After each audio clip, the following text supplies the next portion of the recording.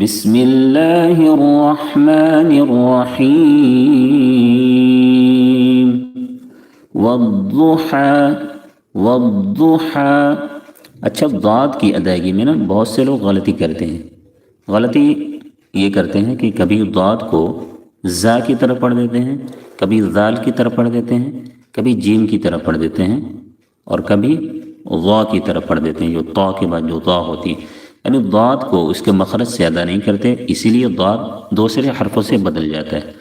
آپ ضاد پڑھیں تو ضاد کو مکمل پر کریں، اور ضاد کی ادائیگی میں زا کی طرح سیٹی جیسی آواز نہیں نکلنی چاہیے.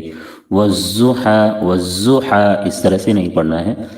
والضحى والضحى، گویا کہ اگر ضاد کو اس کے مخرج سے صحیح تلفظ کے ساتھ ادا کریں تو ضاد کی جو آواز ہے وہ دال کے مشابہ ہوتی ہے، دال کے مشابہ ہوتی ہے. والضحى والضحى والضحى نہیں پڑھنا ہے. بہت فرق ہے دونوں میں، آپ لوگ اس کو توجہ کے ساتھ مشق کر لیں.